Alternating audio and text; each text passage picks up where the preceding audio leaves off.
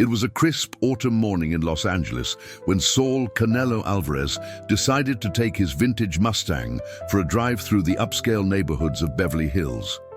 Fresh off his latest championship victory, the boxing superstar was enjoying a rare moment of solitude away from the cameras and crowds that constantly surrounded him. The Mexican champion had just purchased a new home in the area and wanted to familiarize himself with the surrounding streets. His distinctive red hair was partially hidden under a casual baseball cap, designer sunglasses shielding his famous face from immediate recognition. As Canelo cruised down Rodeo Drive, admiring the luxury storefronts and palm-lined streets, he failed to notice the speed limit change from 45 to 30 miles per hour. The wail of police sirens cut through his thoughts as flashing lights appeared in his rearview mirror. With a sigh, he pulled his car to the curb, reaching for his wallet in the glove compartment. Having driven in America many times before, Canelo knew the drill. License, registration, and a respectful attitude were usually all that was needed. Officer James Peterson had been with the Beverly Hills Police Department for just 8 months. Young, ambitious, and with something to prove, he approached the expensive vehicle with the swagger of someone who enjoyed exercising his authority. Peterson had developed a reputation among his colleagues for being particularly strict with drivers who appeared to be foreigners or tourists, seeing them as easy targets who wouldn't contest citations. As he approached the red Mustang with tinted windows, he already had his ticket book in hand, assuming this would be another routine stop that would help him meet his unofficial monthly quota. "License and registration," Officer Peterson demanded, not bothering with a greeting as Canelo rolled down his window. The officer's eyes narrowed as he took in the driver's appearance. The expensive watch, the designer clothes, and the distinct Mexican accent as Canelo responded politely. Something about this situation triggered Peterson's worst instincts. Here was someone who looked like money, who wasn't from around here, who Peterson immediately and incorrectly assumed must be up to no good in his neighborhood. Before continuing, "This channel exists because of you. If you're already feeling the tension in this story, subscribe now. It's quick, easy, and makes all the difference to me." Canelo handed over his documents with a calm smile.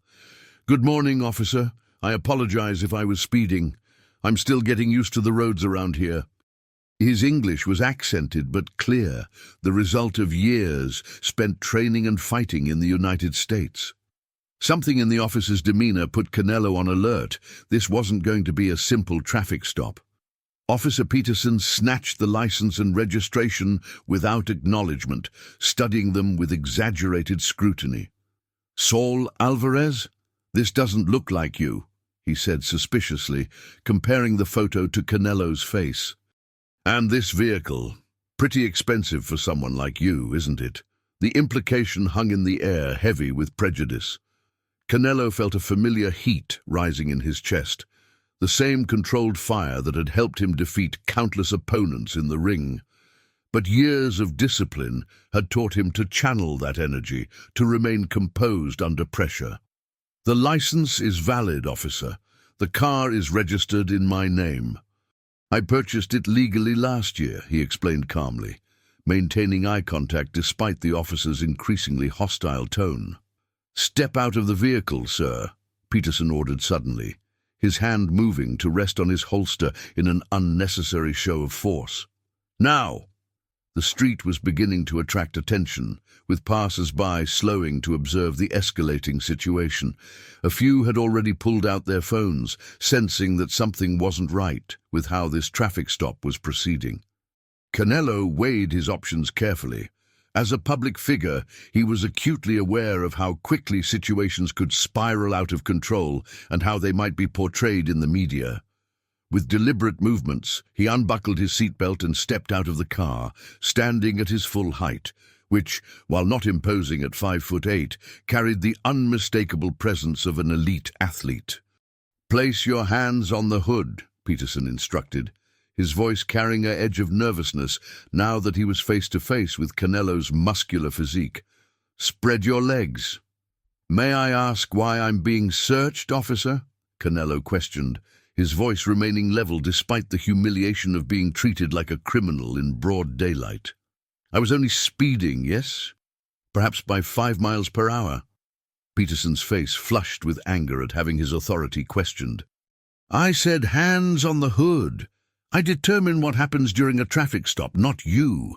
I've got reason to believe there might be contraband in this vehicle." It was a blatant lie, and they both knew it.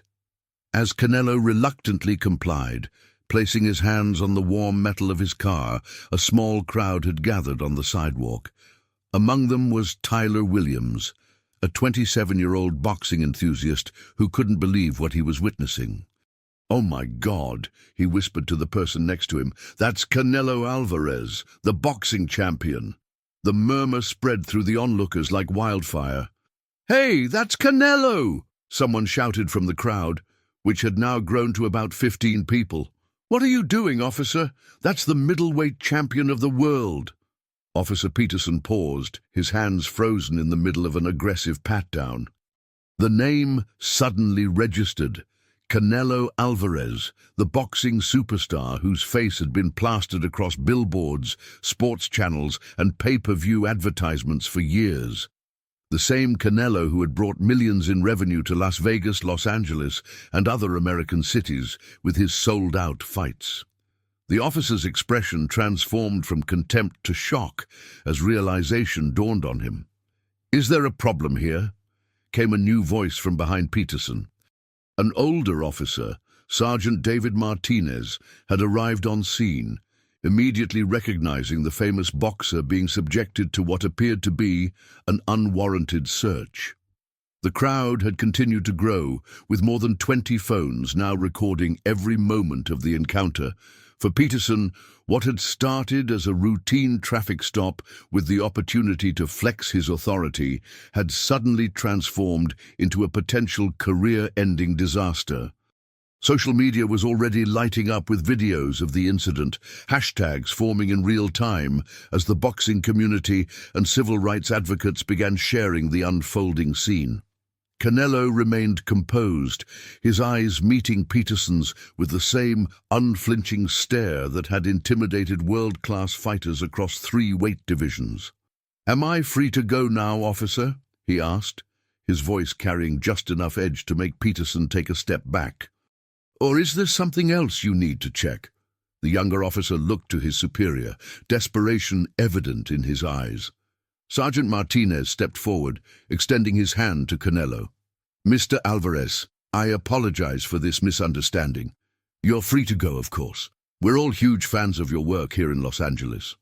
The damage control was immediate, but likely too late. Canelo nodded, accepting the apology with characteristic grace.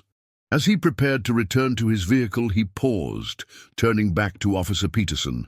The crowd held its collective breath, anticipating how the champion would respond to such blatant profiling and harassment. "You know," Canelo said quietly, so that only Peterson and Martinez could hear, "in the ring, I learn about my opponents before I fight them. I study their strengths, their weaknesses, their habits. Perhaps as a police officer, you should do the same before you decide who deserves your respect." With that, he returned to his car, started the engine, and drove away, leaving Peterson standing in a mix of shame and dawning comprehension. By nightfall, the video had gone viral, accumulating millions of views across multiple platforms. The hashtags True Canelo Viscop and Respect the Champ were trending nationwide. Sports commentators, celebrities, and political figures were weighing in on the incident, most condemning the officer's actions and praising Canelo's dignified response. Peterson sat alone in the locker room after his shift, his phone exploding with notifications. His face was recognizable in several of the videos, his name already identified by internet sleuths and shared widely. The department's public relations team had been in crisis mode for hours, preparing statements and planning a press conference for the following morning. His supervisor had already informed him that he would be placed on administrative leave pending an investigation. Meanwhile, across town, Canelo was attending a charity event that had been scheduled months in advance. Reporters swarmed him upon arrival, all asking about the incident rather than the children's hospital fundraiser he was there to support. With characteristic poise, he deflected most questions, offering only, "What happened today is not about me. It happens to many people who don't have cameras on them or famous names. Those are the stories we should be concerned about." The boxing champion's measured response only further endeared him to the public and heightened the contrast between his behavior and that of Officer Peterson. Social media comments praised Canelo's restraint and dignity, with many noting that despite being one of the most formidable fighters in the world, he had chosen words over confrontation when faced with injustice. 3 days later, Officer James Peterson sat nervously in Chief Wilson's office, awaiting what he assumed would be his termination. The department had been flooded with calls demanding his dismissal, and the mayor had publicly expressed deep concern over the incident. Peterson had already received threats online, forcing him to deactivate all his social media accounts and temporarily move in with a friend whose address wasn't associated with him. "The department has received a call," Chief Wilson began, his expression unreadable, "from Canelo Alvarez's management team." Peterson's heart sank further, assuming a lawsuit was imminent. "Surprisingly, Mr. Alvarez has requested that you not be fired." Peterson looked up in shock. "What?" Chief Wilson slid a piece of paper across the desk. "Instead, he's invited you to attend a 3-day cultural sensitivity training program that his foundation sponsors. He's also asked if you would be willing to meet with him privately to discuss what happened." The young officer stared at the paper in disbelief. "Why would he do that, after how I treated him?" "Perhaps," the chief suggested, "that's exactly the question you should ask him when you meet. Alvarez is known for more than just his fighting skills. His foundation works with at-risk youth and promotes cross-cultural understanding. Maybe he sees this as an opportunity rather than just an offense." 2 weeks later, Peterson arrived at Canelo's training facility in San Diego, where the boxer was preparing for his next championship defense. The officer had been suspended without pay, required to complete additional training, and informed that any future complaints would result in immediate termination. Yet somehow he had been given a second chance that he knew he didn't deserve. Security escorted him through the building to a small conference room where Canelo sat waiting, his hands wrapped for an upcoming training session. Gone was the casual attire from their first encounter, replaced by professional athletic gear that highlighted the physical prowess that had made him a world champion. "Officer Peterson," Canelo greeted him, rising to shake his hand. "Thank you for coming." "Mr. Alvarez," Peterson replied, his voice barely above a whisper. "I don't understand why you wanted to meet with me. I treated you terribly. I made assumptions based on prejudices that I shouldn't have. I wouldn't blame you if you had demanded my badge." Canelo gestured for him to sit. "Taking your job wouldn't solve the larger problem, would it? It might satisfy some people's desire for punishment, but would it change anything?" He leaned forward, elbows on the table. "I grew up in Guadalajara, in a family that had very little. Boxing gave me an opportunity to change my life, but I've experienced what you showed me that day many times, in many places, even after becoming a champion." Peterson looked down, unable to meet the boxer's eyes. "I can't undo what I did." "No," Canelo agreed, "but you can learn from it. In boxing, when I make a mistake in the ring, I don't just accept defeat. I study what went wrong. I train to be better." He pushed a folder across the table. "This contains information about a program my foundation runs, bringing police officers to train alongside kids from different backgrounds. We box together, talk together, learn together. I want you to consider joining us as a regular volunteer. Peterson opened the folder, scanning its contents with growing amazement. "You're offering me a chance to be part of your foundation? After what I did?" "I'm offering you a chance to be part of the solution," Canelo corrected him. "What happened between us is now very public. How we respond to it can either divide people further or help bridge understanding. The choice is yours." As their meeting concluded, Canelo led Peterson to the gym, where a group of teenagers, a diverse mix of backgrounds and ethnicities, were learning boxing basics from professional trainers. "These kids," Canelo explained, "come from neighborhoods where they often fear the police rather than trust them. And some of the officers who volunteer here once admitted they felt the same about these communities.